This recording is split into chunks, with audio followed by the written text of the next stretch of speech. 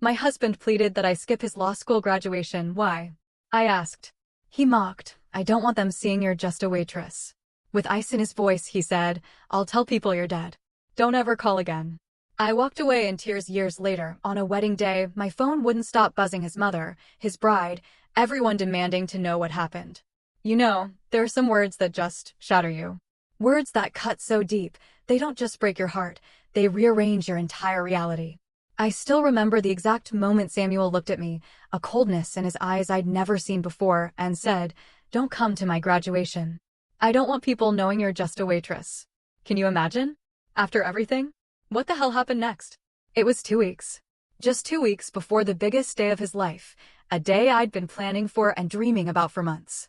I'd already cleared my schedule at the Riverside Diner, requested the day off. I'd picked out my best dress, a simple, dry-clean navy blue number I'd found secondhand, but it felt special for the occasion.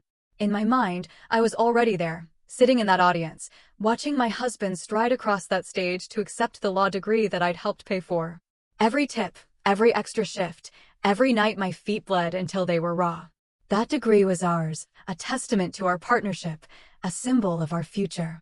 Or so I thought. But no, he didn't want me there. It wasn't about limited seating or scheduling conflicts. Oh no. It was because, in his words, I was just a waitress, and that, apparently, was an embarrassment. An embarrassment to him, in front of his classmates whose families were all lawyers and judges and people who, in Samuel's world, mattered. Just a waitress, I repeated, the words tasting like poison in my mouth. My own voice felt foreign. Is that what I am to you now? He finally looked up from his phone, his expression completely devoid of warmth. There was no recognition of the 3 years we'd spent married, or the 6 years I'd spent pouring every ounce of my energy into supporting his dreams, while my own stayed locked away in a box under our bed. Haley, be realistic, he said, his voice flat. Everyone there will be from families with money and status. I can't have them meeting you and wondering why I married someone who serves pancakes for a living. That was it. That was the moment it all clicked into place. I wasn't just being erased in that moment. I realized I had been slowly, systematically, erased from his life long before he ever spoke those brutal words out loud. But to truly understand the sting of that revelation, to feel the weight of his dismissal, I need to take you back. Back to where this story truly begins, to the place where I spent most of my waking hours for 6 years. To the life I thought meant something, before Samuel reduced it to an embarrassment he needed to hide. Riverside Diner sits on the corner of 5th and Morrison. It's the kind of place that permanently smells of bacon grease and coffee that's been sitting on the burner a little too long. The vinyl booths are cracked, patched with duct tape in 3 different shades. The jukebox in the corner only plays songs from the 70s, stuck on an endless loop of Eagles and Fleetwood Mac. Some customers find it infuriating, others drift off into a haze of nostalgia. The floor tiles are chipped where decades of foot traffic have worn them down to the concrete beneath. The fluorescent lights flicker when it rains, which, in our city, means they flicker about 200 days a year. For 6 years, that diner was my kingdom. I knew every inch of that place, every quirky malfunction, every small grace. I knew which booth had the wobbly table that needed a folded napkin under its left leg. I knew which coffee pot poured faster and which one dripped if you tilted it wrong. I knew that the ice machine made a grinding sound for exactly 3 seconds before it dispensed, and that the kitchen door squeaked unless you pushed it at just the right angle. But more than the quirks of the building, I knew the people. I knew every regular customer by heart. I knew their orders before they even opened their mouths. I knew their habits and their patterns, their small human details. Professor Hicks came in every morning at 7:15 and ordered black coffee, 2 sugars, no cream. He always left exactly $2 on the table, folded in half like a tiny tent. And he always sat in the 3rd booth from the door, where the morning light came through the window at an angle that let him read his newspaper without glare. Then there were the law students from the university down the street. They treated Riverside like their second office. They'd camp out in the back booths for hours, nursing single cups of coffee while their textbooks and laptops spread across tables like small empires claiming territory. They'd debate constitutional law and criminal procedure, their voices growing louder as the caffeine kicked in, gesturing wildly with highlighters and pens. Sometimes they'd stay so late that I had to wipe down around them during closing. I moved through their conversations like a ghost, refilling water glasses and clearing plates. They talked about tort reform and appellate briefs and summer internships at prestigious firms. They never looked up when I approached their table. They never paused their discussions to say thank you. They never learned my name, even though I wore a name tag pinned to my uniform every single shift. To them, I was part of the furniture, as permanent and invisible as the chipped Formica tables and the flickering lights overhead. My coworkers, though, they became my family in ways that surprised me.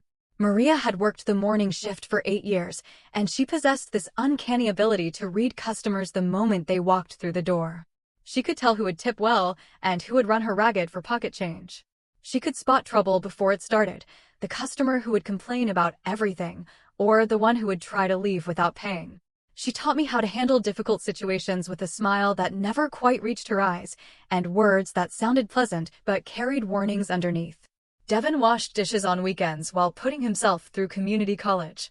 He was studying business management, taking classes 3 nights a week after his shifts ended.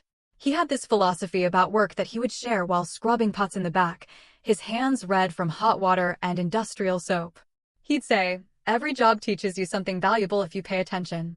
And washing dishes teaches patience and the satisfaction of turning chaos into order." He said, "The people who look down on service work are the ones who've never done it, who have no idea how much skill and endurance it requires." Then there was old Joe, who had been cooking at Riverside for 30 years. He arrived every morning at 5 o'clock to prep for the breakfast rush, and he stayed until the dinner orders stopped coming. He rarely talked, communicating mostly in grunts and nods, but he noticed everything. When I came in with red eyes or moving slower than usual, he would slide an extra piece of pie across the counter during my break. No words, no questions, just this understanding that sometimes kindness comes in the form of banana cream and silence.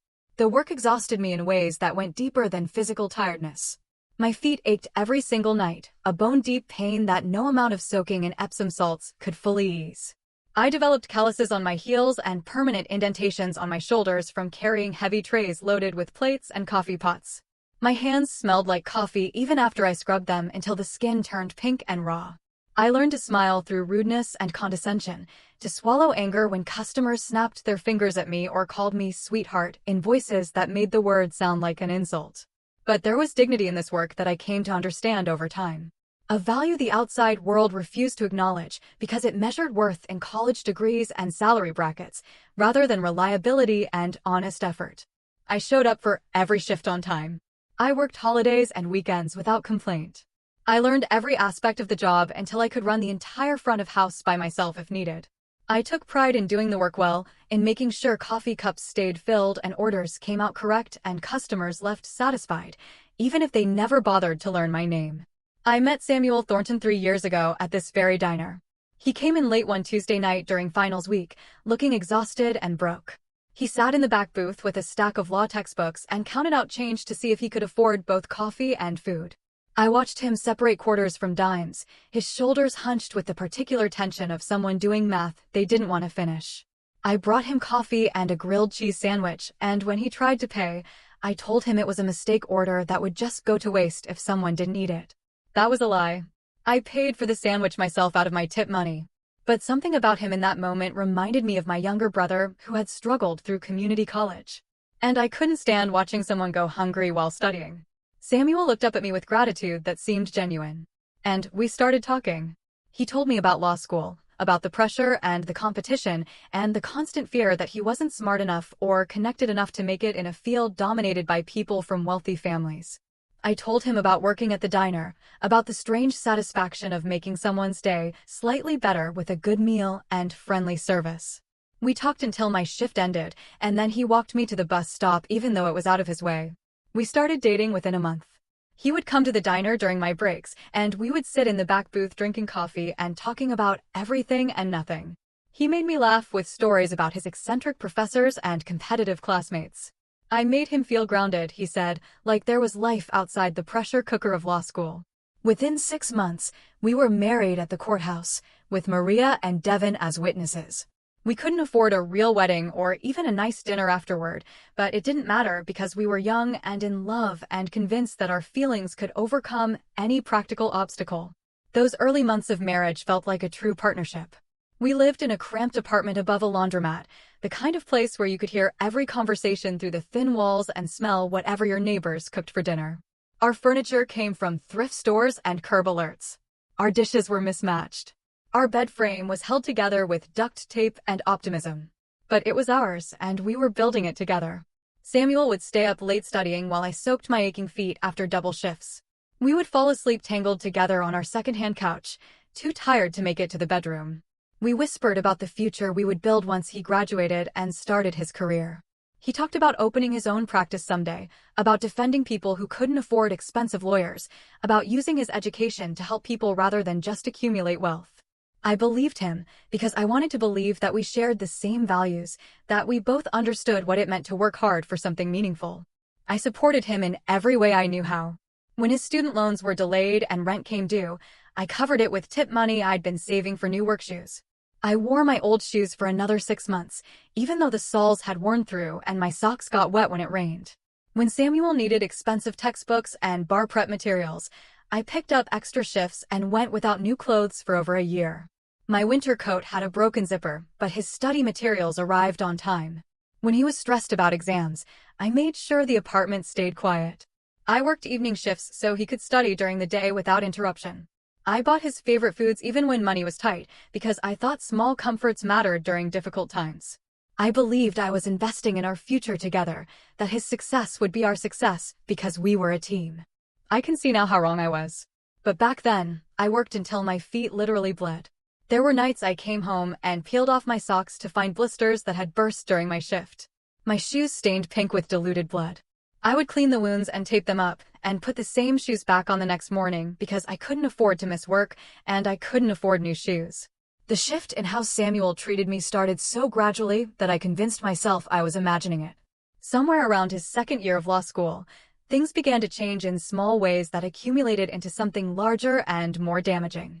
He stopped introducing me as his wife at law school events. We would arrive together at study group parties or networking receptions, and when his classmates asked who I was, he would just say, "This is Haley," with no context or explanation. At first, I thought maybe he assumed people already knew we were married. But then I noticed how he would change the subject immediately after introducing me, steering conversations away from any questions about our relationship or how we met. When someone asked what I did for a living, Samuel would jump in before I could answer and say something vague about how boring day jobs were compared to legal theory, redirecting the conversation back to law school topics. He stopped inviting me to study group gatherings at our apartment. He would schedule them during my dinner shifts at the diner. And when I pointed out that I could request different hours, he said it was fine, that I would probably be bored listening to them discuss cases anyway. I accepted this explanation because I wanted to believe it, because the alternative was too painful to acknowledge. When his classmates asked about his personal life, he gave vague answers that erased me from his narrative entirely.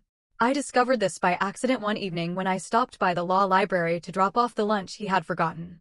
I overheard him talking with 2 classmates about their weekend plans, and one of them asked if he was doing anything with his girlfriend. Samuel said he was probably just going to study, that he didn't have time for a relationship with the demands of law school. I stood frozen in the doorway, invisible to them, holding his forgotten lunch and listening to him pretend I didn't exist. I confronted him about it that night, and he said I had misunderstood, that he just meant he didn't have time for the kind of relationship other people had, the kind with regular date nights and weekend trips. He said I should understand that he was under enormous pressure and couldn't worry about how he phrased things in casual conversations. I let it go because I wanted peace more than I wanted truth. But the erasure continued and intensified. Samuel stopped posting pictures of us together on social media. His Instagram and Facebook pages showed only images of him at law school events or studying in coffee shops, carefully curated to present the image of a serious, dedicated student with no distractions. When I asked why he never posted our photos anymore, he said social media was superficial and he was trying to maintain a professional image for future employers who might look at his profiles.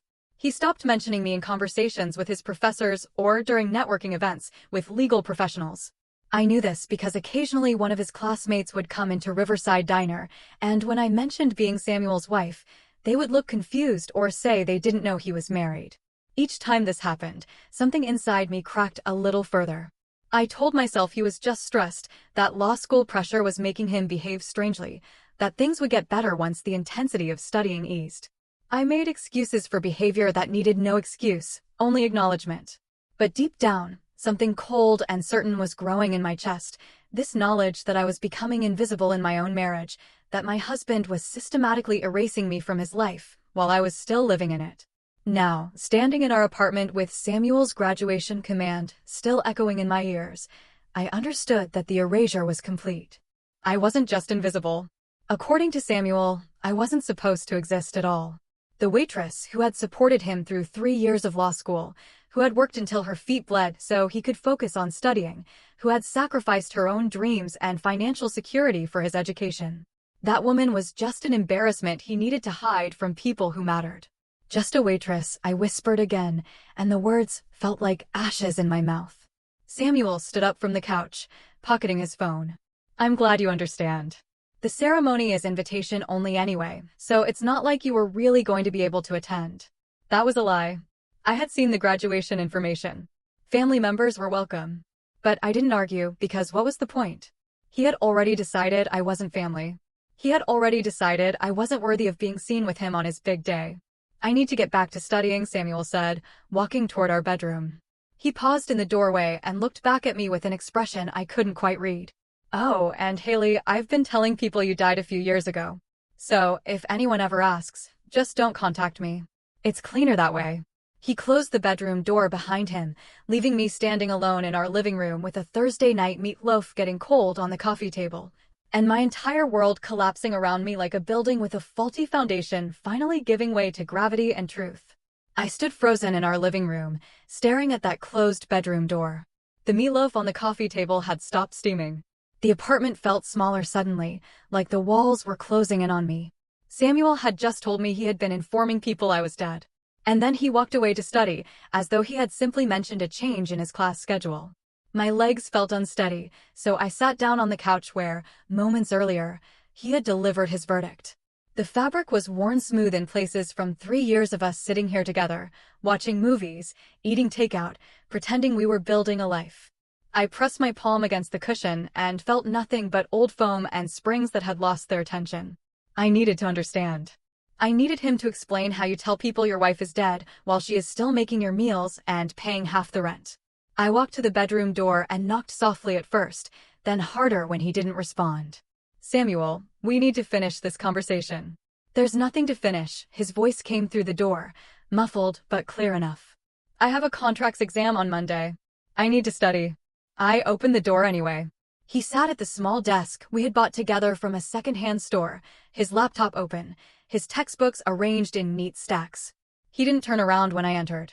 You cannot just tell me you have been pretending I am dead and then go study for an exam. He sighed. The kind of exhale that suggested I was being unreasonable and tiresome. Haley, I already explained this. Everyone at graduation will be from families that matter. Lawyers, judges, business owners. These are people who can help my career. Having them meet you would raise questions about my judgment. Your judgment. I repeated, the words felt foreign in my mouth, like a language I had never learned to speak properly. What exactly would they question? That you married someone who works hard? Someone who supported you through school? He finally turned in his chair to face me. His expression held no warmth, no recognition of the person. I had been to him for 3 years. They would question why I married someone who serves pancakes for a living. Why I chose someone with no education, no prospects, no connections that could benefit me professionally. Each word landed with precision, carefully chosen to inflict maximum damage. This wasn't spontaneous cruelty. This was rehearsed, considered, deliberate. I helped pay for your degree, I said, and I hated how my voice shook. I worked double so you could afford textbooks and bar prep materials. I covered rent when your loans were delayed. I sacrificed so you could focus on studying. And I appreciate that, Samuel said in the tone people use when they don't appreciate something at all. But appreciation doesn't change reality. The legal profession is about connections and image. I cannot build the career I want while being associated with someone whose greatest accomplishment is remembering how people take their coffee. The casual dismissal of my entire existence burned worse than outright hatred would have. Hatred at least acknowledges that someone matters enough to inspire strong feeling. This was something colder. A calculation that I had served my purpose and now represented a liability to be eliminated. So, you told people I died? I said it as a statement, not a question, because I needed to hear the words out loud again to make them real. Yes. He turned back to his laptop, already done with this conversation. When people asked about family or my personal life, I told them, my wife passed away a few years ago in an accident. It was the simplest explanation. Simplest for who? For everyone. He clicked something on his screen, his attention already elsewhere. It generated sympathy, which helped in some situations, explained why no one had met you, and it avoided awkward questions about why I was married to someone inappropriate for my social circle. The word inappropriate echoed in my head. 3 years of marriage reduced to a single adjective that meant I wasn't good enough, had never been good enough, would never be good enough no matter what I sacrificed or how hard I worked. When did you start telling people this? My voice sounded distant, like it belonged to someone else. Around the middle of second year, he said it casually, like he was discussing when he had started using a new study method. That's when networking became more important and people started asking more personal questions. Second year. That was 18 months ago. For 18 months, Samuel had been walking through the world as a widower while I served coffee and cleared plates to pay our bills. For 18 months, people had been offering him sympathy for a loss that never happened, while I ached from double shifts so he could study without financial stress. Does anyone know the truth? I asked. Does anyone in your entire law school world know I exist? He hesitated, and that pause told me everything. A few people from first year met you briefly, but most of them transferred or we lost touch. No one who matters knows you are real. No one who matters knows you are real. The sentence was so absurd, I almost laughed. I was standing right here, breathing, speaking, existing in 3 dimensions. But according to Samuel, I wasn't real because the people who could advance his career didn't know about me. This is insane, I said. You understand that, right? This is not normal behavior. Normal is relative. Samuel closed his laptop and finally gave me his full attention, which somehow made everything worse. In my world, having the right connections and maintaining the right image is normal, essential, actually. You come from a different world where those things don't matter. But in my profession, they matter more than almost anything else. More than honesty? More than the person who supported you through school. Yes, he said it without hesitation, without shame. More than those things. I need you to understand something, Haley. I'm going to be successful. I am going to build the kind of career that most people only dream about. And I cannot do that while dragging around someone who represents everything I am trying to move beyond. Everything you are trying to move beyond? I echoed. You mean poverty? Working class jobs? The kind of life I live? Yes, exactly that. He stood up from his chair, and I noticed he was taller than I remembered. Or maybe I had just shrunk. I grew up poor, Haley. I know what it's like to be looked down on, to be dismissed because you don't have the right background. I worked incredibly hard to get into law school. And I am not going to waste that opportunity by staying connected to a life that will hold me back. I am not a life. I am a person. I am your wife. Not for much longer. He walked past me toward the closet and pulled out a duffel bag. I think it would be better if you stayed somewhere else tonight. I need to focus on studying, and this conversation is not productive. I watched him pack my clothes, selecting items randomly and shoving them into the bag without care. My favorite sweater, the one with the small hole in the sleeve that I had been meaning to fix. The jeans I wore on our first date. A dress I had bought for his law school formal that he had asked me not to attend at the last minute. Samuel, we need to talk about this properly. You cannot just erase someone from your life. He zipped the bag and held it out to me. I already have, and I need you to accept that and move on. Don't come to graduation. Don't contact me at school or at work. If anyone ever asks, tell them we were never married. Tell them you have me confused with someone else. Just stay away. What about the apartment? What about our things? I will handle the apartment. Take what you need tonight, and I will have the rest sent wherever you end up. He pulled out his phone and started typing. I am texting you my sister's address. You can stay there tonight if you need to. Your sister knows about this? Emma knows we are separating. She doesn't need to know the details. He set the duffel bag at my feet like he was dismissing a servant. I am going to continue studying now. Please be gone when I come back out. He walked back into the bedroom and closed the door. I heard the lock click into place. I stood in the living room holding the duffel bag he had packed for me, looking around at the apartment we had shared for 3 years. The second-hand couch where we used to fall asleep together. The coffee table where I had sat down his Thursday meatloaf that was now cold and congealing. The kitchen where I had made countless meals while he studied.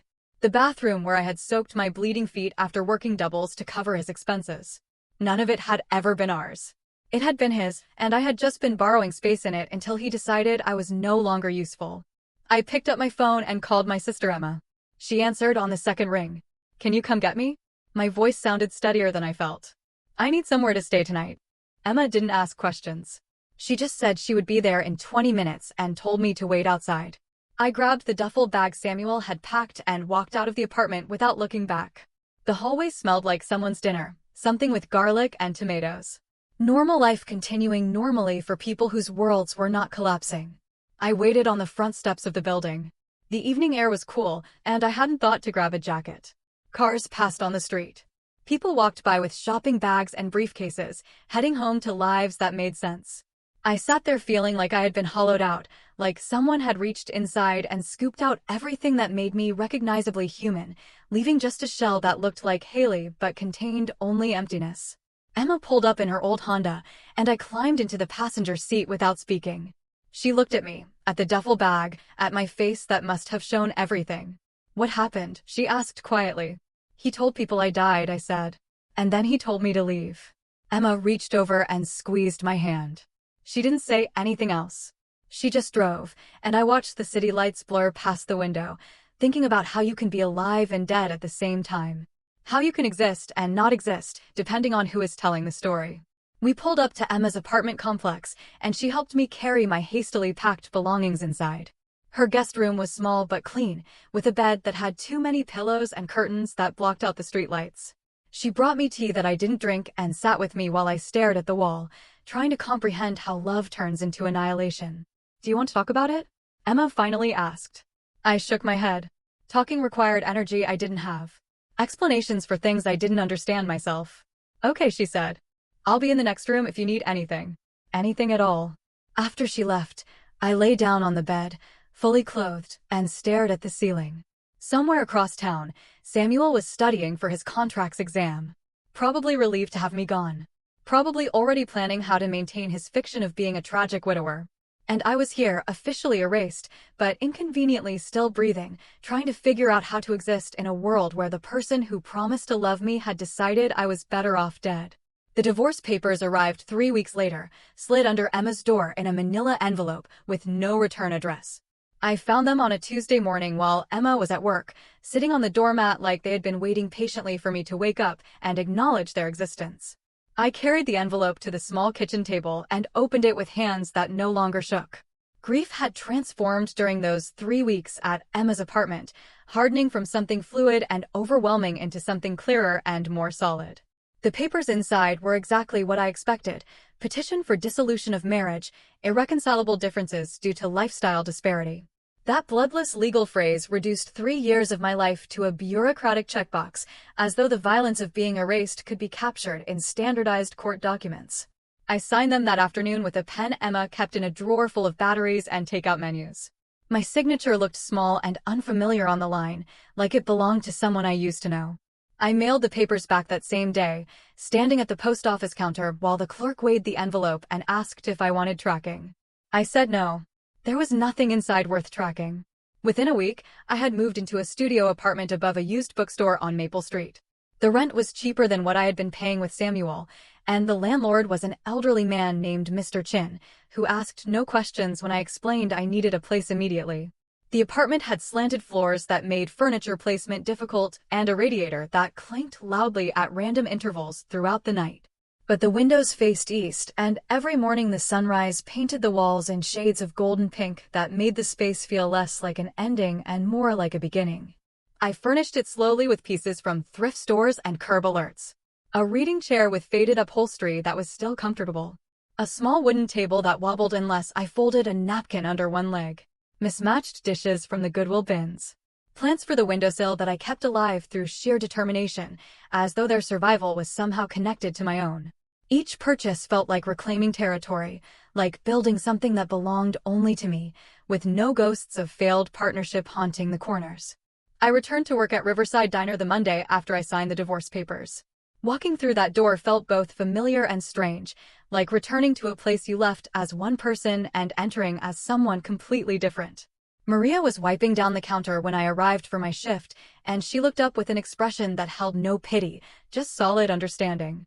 "You back for good?" she asked. "Yeah, I am back." She nodded once and handed me a clean apron. "Table 6 needs coffee and the couple at the window booth are ready to order." That was it. No intrusive questions about what had happened or where I had been. Just the routine of work that required my attention and gave me something concrete to do with my hands and mind.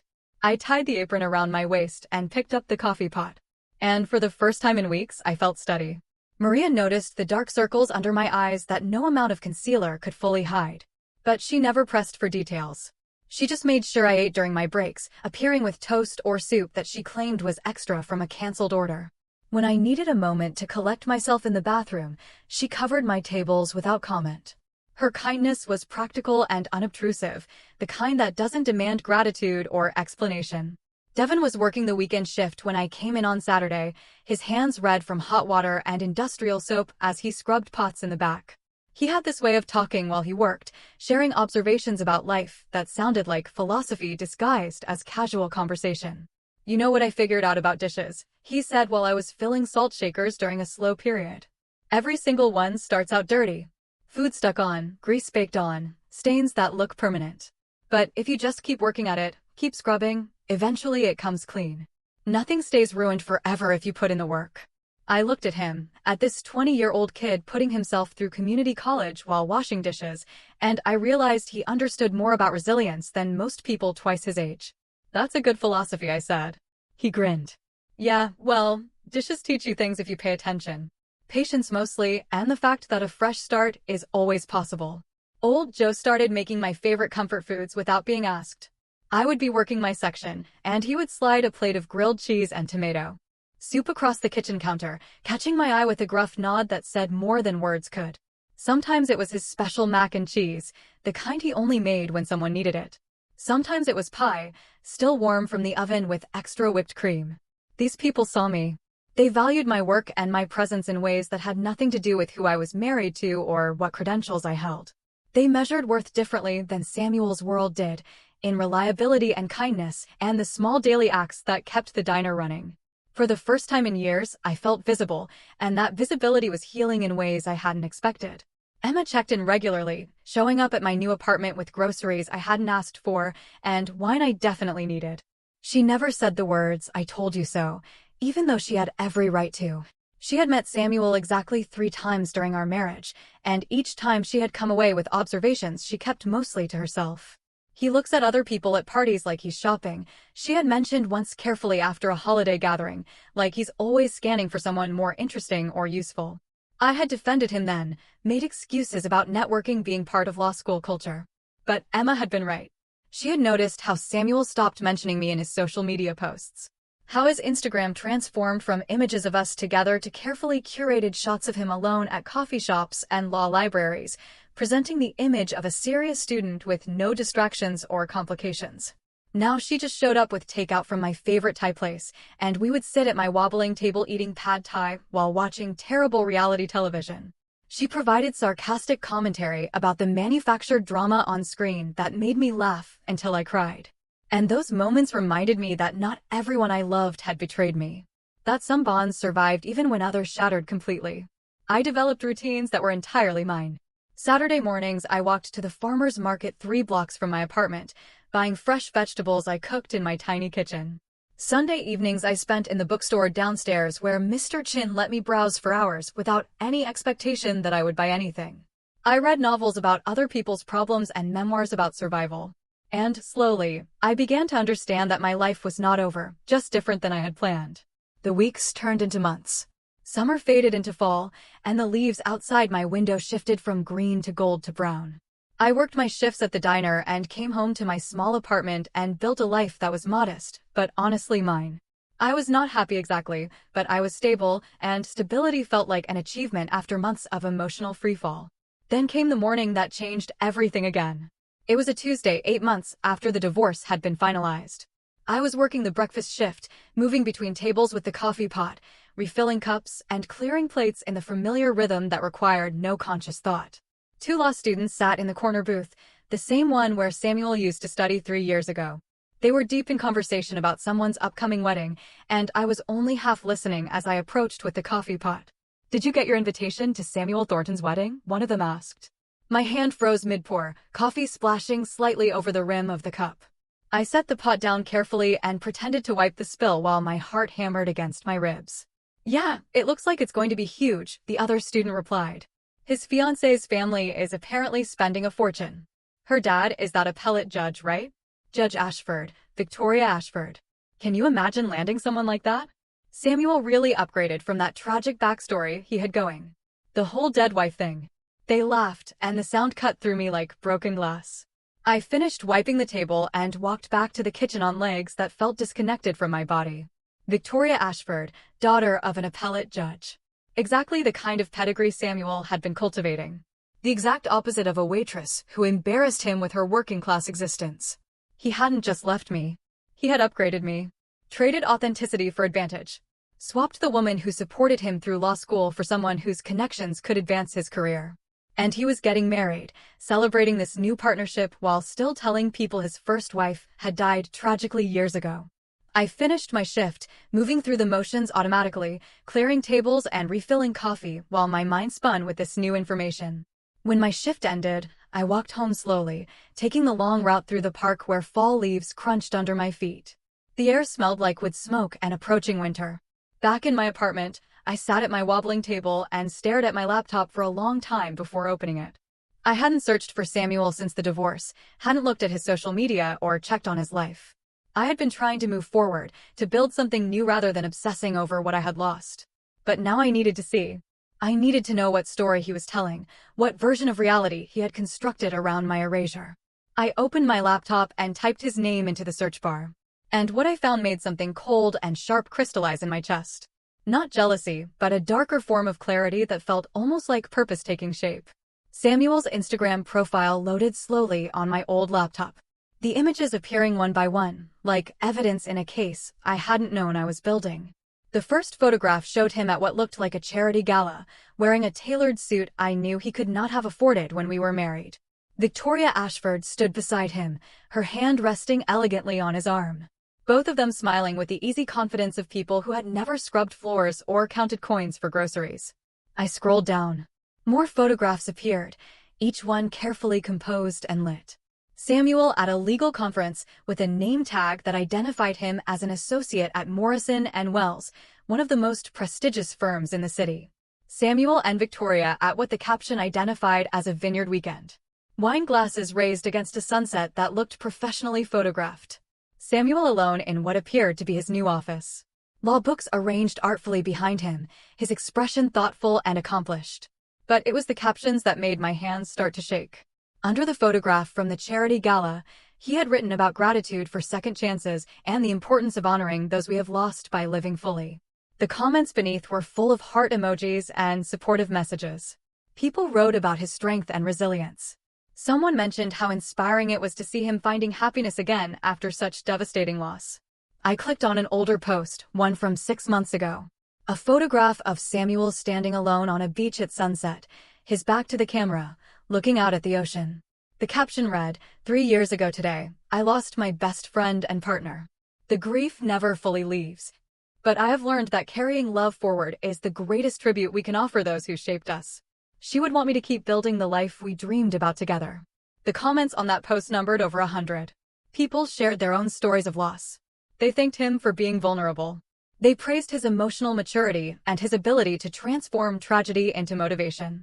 One comment from someone whose profile identified her as a partner at his law firm said that his resilience in the face of personal tragedy was one of the things that made him such a valuable member of their team. I felt something cold settle in my chest. Not the hot flash of anger, but something more dangerous and calculated. Samuel had not just told a few people I was dead. He had constructed an entire public mythology around my fictional death, complete with anniversary posts and philosophical reflections about grief and growth. My erasure had become performance art, carefully staged and widely applauded. I opened a new tab and searched for Samuel's name along with the law school. The third result was an article from the Alumni magazine published 4 months ago. The headline read, Rising Star, How Personal Tragedy Shaped One Graduate's Approach to Justice. My finger hesitated over the trackpad before I clicked the link. The article opened with a photograph of Samuel in his office, the same one from his Instagram, but shot from a different angle. The text began with what the writer called his remarkable journey through law school, balancing academic excellence with the emotional weight of losing his spouse during his first year. I read the interview slowly, feeling my pulse accelerate with each paragraph. Samuel described our marriage as a beautiful but brief chapter, a partnership cut short by circumstances he preferred not to detail out of respect for her memory. He talked about how the loss had taught him about the fragility of life and the importance of fighting for justice on behalf of people who could no longer fight for themselves. He said his late wife had always believed in helping others and that her memory motivated him to pursue civil rights law rather than more lucrative corporate work. None of this was true. Samuel had never expressed interest in civil rights law during our marriage. He had talked constantly about making money, about building the kind of practice that would let him afford the lifestyle he wanted. And I had never shared any particular philosophy about helping others beyond the basic human decency of treating people with respect. But the interviewer had eaten it up, weaving Samuel's fabricated narrative into a compelling story about perseverance and purpose. The article included a quote from one of his professors, saying that Samuel's ability to channel personal tragedy into professional drive made him exactly the kind of attorney the legal system needed. Another quote from a senior partner at Morrison & Wells mentioned that they had been impressed not just by his academic credentials, but by his character, which had been tested and proven through unimaginable loss. I clicked back to his Instagram and scrolled further. There were more posts stretching back over 2 years, each one carefully maintaining the fiction. A photograph of a book about grief with the caption about finding comfort in unexpected places. A shot of him running a 5K with a caption about how physical challenges helped him process emotional pain. An image of a sunset with a quote about carrying memories forward while building new dreams. The performance was meticulous. He had created an entire digital memorial to a version of me that had never existed. A saintly dead wife whose loss made him more sympathetic, more admirable, more hireable. Every post generated dozens of supportive comments. Every public display of grief earned him social capital that translated directly into professional opportunities. I found his LinkedIn profile next. His bio mentioned overcoming personal adversity during law school, though it was more subtle than his Instagram presence. But the recommendations from professors and colleagues made references to his resilience and emotional strength. One recommendation specifically mentioned his ability to maintain excellence despite circumstances that would have derailed most students. Then I found the engagement announcement. It had been posted 2 months ago on both his profile and Victoria's. The photograph showed them on what looked like a yacht. Victoria's left hand displayed prominently to show an engagement ring that probably cost more than I made in 6 months. The caption talked about finding love again after loss, about being grateful for second chances, about honoring the past while embracing the future. Victoria's parents had commented with congratulations and heart emojis. Samuel's colleagues from the law firm had written supportive messages. Friends I didn't recognize shared their happiness for him.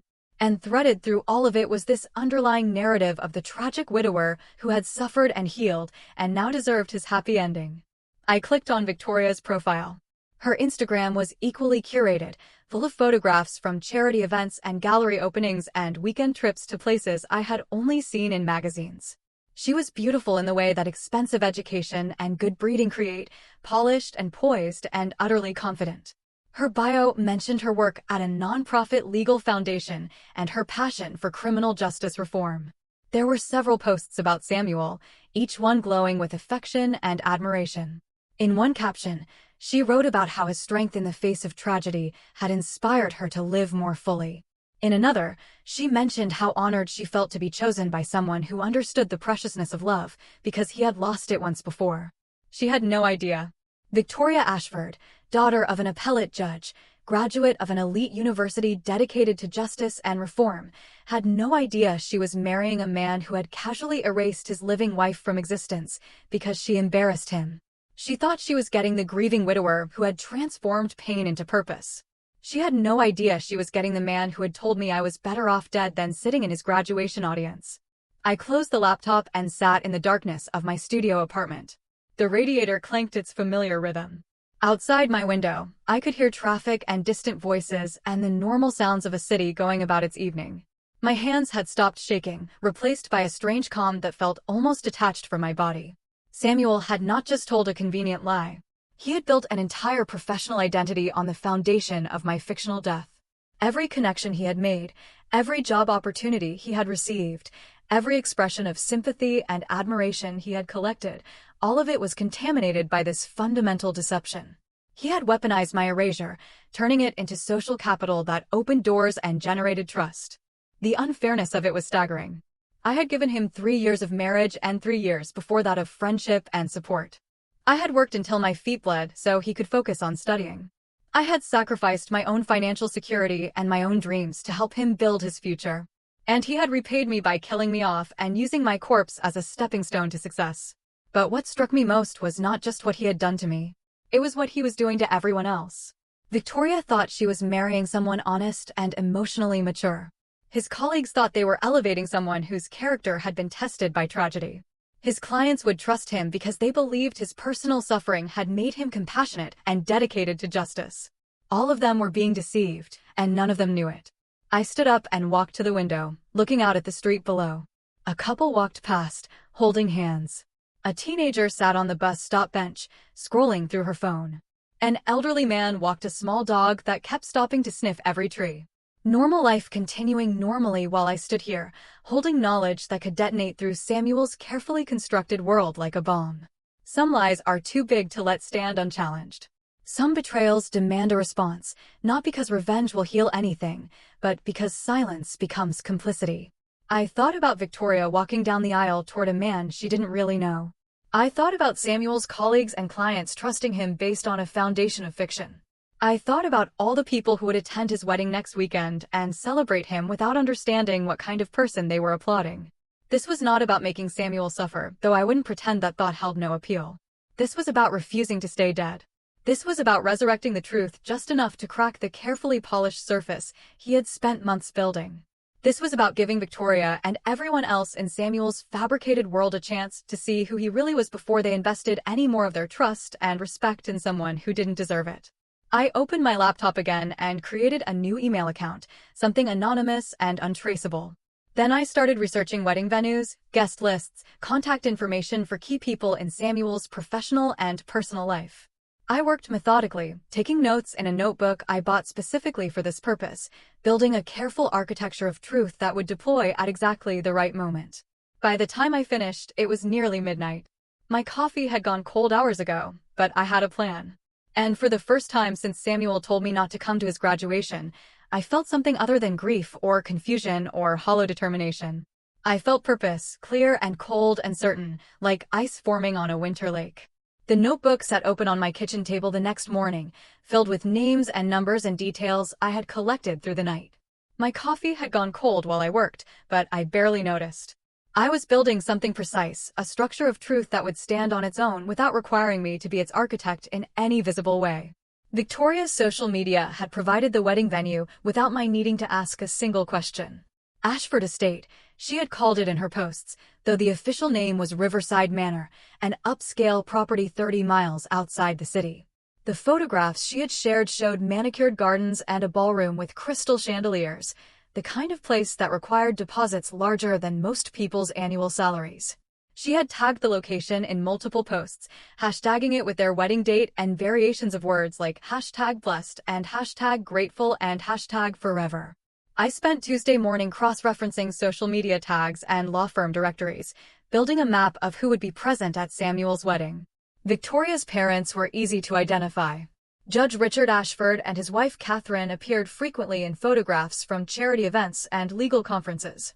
Both of them polished and prominent in ways that explained exactly why Samuel had chosen their daughter. The guest list extended through their social network like branches on a family tree. Each connection leading to more connections, more names, more people who believed Samuel's carefully constructed fiction. Samuel's law firm partners were there too, visible in his LinkedIn connections and Instagram tags. Morrison & Wells employed 60 attorneys across 4 practice areas, but only 5 were senior partners, and all 5 followed Samuel on social media and had commented on his engagement announcement. I wrote down their names and found their office numbers through the firm's website. By Wednesday afternoon, I had created a spreadsheet that mapped relationships and contact information for 30 key people who would attend the wedding. Victoria's family office manager, the wedding coordinator at Riverside Manor, the receptionist at Morrison & Wells, Samuel's direct supervisor, Victoria's maid of honor, whose Instagram bio listed her as an assistant district attorney. Each name represented a point of contact, a place where truth could be planted and allowed to grow. I made my first call on Thursday morning. My hands were steady as I dialed the number for Riverside Manor. And when the wedding coordinator answered with professional cheerfulness, my voice came out calm and pleasant. Hi, this is Haley Thornton. I am calling to follow up on some billing details for the Thornton-Ashford wedding this Saturday. There was a brief pause, the kind that signals confusion being processed in real time. I'm sorry, could you repeat your name? Haley Thornton, Samuel's wife. I just wanted to confirm that the payment arrangements have been finalized correctly. The pause lengthened. I could hear papers shuffling in the background, the click of a computer mouse. I'm showing the primary contacts for this event as Samuel Thornton and Victoria Ashford. Are you a member of the wedding party?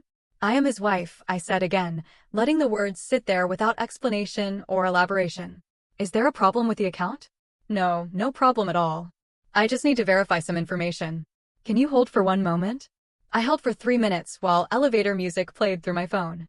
When the coordinator came back, her voice had shifted from confused to carefully professional. I apologize for the confusion. I will need to contact the primary account holder to clarify the contact list. Is there a number where you can be reached? I gave her my cell phone number and thanked her politely before hanging up. The seed was planted. The coordinator would call Samuel or Victoria to ask about the wife who had called about billing. They would have to explain. They would have to address a question that should not exist if Samuel's story about my death was true. I made the second call Friday morning to Morrison and Wells. The receptionist answered with practiced efficiency, and I asked to speak with Samuel Thornton regarding updates to spouse insurance benefits. Of course. May I ask who is calling? Haley Thornton, his wife. Another pause, this one. Shorter, but weighted with uncertainty. Let me transfer you to his extension. The phone rang 4 times before going to voicemail. I left a brief message in the same pleasant tone, asking Samuel to call me back about insurance paperwork that needed his signature. Then I called back and asked the receptionist to leave him a note as well, just to ensure he received the message. I'll make sure he gets this, she said. Just to confirm, you said you're his wife? Yes, that is correct. Haley Thornton. He should have my number in his contacts. I could hear her typing, probably adding a note to whatever message system they used. This would sit in his inbox, flagged as important, requiring explanation to anyone who saw it. The receptionist would mention it to colleagues. People would ask questions. The fiction Samuel had constructed would develop small cracks. The third call went to Victoria's family office. The number I had found listed on Judge Ashford's law clerk's LinkedIn profile. A young woman answered, her voice bright and efficient. Ashford Family Office, this is Jennifer. Hi Jennifer, this is Haley Thornton. I am calling about seating arrangements for the wedding this Saturday. I wanted to confirm where Samuel's wife should be seated during the ceremony. This pause was the longest yet. I'm sorry, I think there might be some confusion. The seating chart shows Samuel Thornton as a single guest being seated with the groom's party. Are you a +1 who was added late? No, I am his wife. We have been married for several years actually. Is there a problem with the seating arrangements? Let me pull up the guest list. Can you spell your last name? I spelled it carefully while she typed. The silence that followed told me exactly what she was finding, which was nothing at all. I'm not seeing your name on the guest list, Jennifer said, her professionalism cracking slightly into confusion. And the information we have shows Samuel as unmarried. Are you certain you have the correct wedding? Samuel Thornton and Victoria Ashford, this Saturday at Riverside Manor. That is the wedding I am asking about. Yes, that is correct. But I really think there has been some mistake. Let me get your contact information, and I will have someone from the family reach out to you to clarify. I gave her my phone number and email address, thanked her for her help, and ended the call. 3 calls, 3 different sources of confusion, all landing in Samuel's world in the 72 hours before his wedding. Each one required explanation. Each one raised questions that had no good answers. I made 2 more calls that afternoon. One to the florist listed in Victoria's Instagram posts, asking about delivery arrangements and mentioning I was Samuel's wife. One to what appeared to be Victoria's college roommate based on social media tags, leaving a voicemail congratulating her on being in the wedding party and introducing myself as someone who looked forward to meeting her at the ceremony. Each call was brief, professional, and deliberately confusing. I was not lying about who I was. I was simply existing in spaces where Samuel had declared me non-existent, speaking truth into a narrative built entirely on fiction. The calls would generate conversations. People would mention them to other people. The confusion would spread like ripples in water, reaching Samuel from multiple directions at once. I knew from 3 years of marriage that Samuel was someone who needed control over every detail of his image. He managed his social media presence the way other people managed investment portfolios.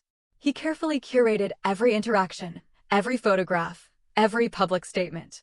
These small disruptions would create anxiety he could not fully address, because addressing them required either maintaining the lie or admitting the truth. And neither option gave him the control he craved. Saturday morning arrived cool and clear, the kind of October day that photographers love for outdoor ceremonies. I woke early and dressed carefully in the navy blue dress I had originally planned to wear to Samuel's law school graduation.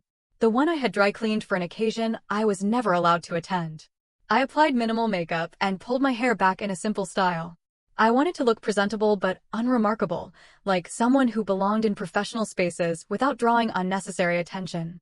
I drove to Riverside Manor slowly, taking back roads through neighborhoods where autumn leaves created canopies of gold and red overhead. The estate appeared at the end of a long driveway lined with oak trees.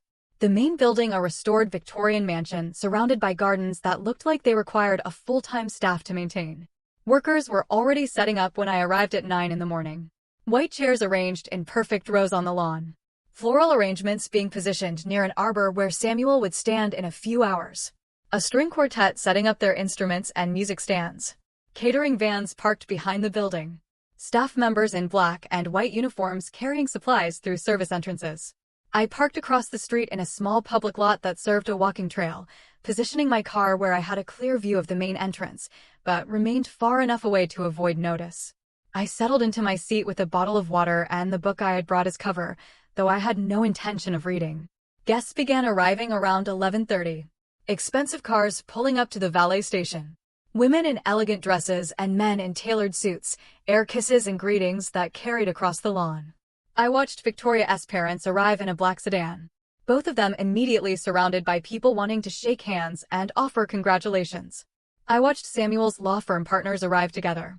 3 middle-aged men and 2 women who looked like they had stepped out of a recruiting brochure for success. At noon, Victoria arrived in a white limousine, surrounded by her bridesmaids in pale pink dresses.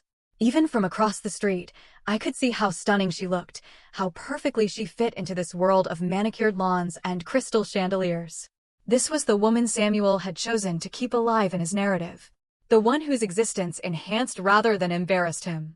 Samuel arrived 15 minutes later, and seeing him after 8 months felt stranger than I expected. He looked successful and confident, wearing a tuxedo that fit him perfectly, shaking hands and laughing with groomsmen I didn't recognize. He looked like someone who had never scrubbed floors or counted change for groceries. Someone who had always belonged in spaces like this. I checked my phone. No calls yet, but that would change soon. The wedding was scheduled to start at 1 o'clock, which meant people were gathering, checking their phones, making last-minute arrangements. The coordinator would be finalizing details. The receptionist from Morrison and Wells might be attending as a guest. Jennifer from Victoria's family office would certainly be here managing logistics. The confusion I had planted was about to bloom into something larger, something Samuel could not control or contain. And I would watch.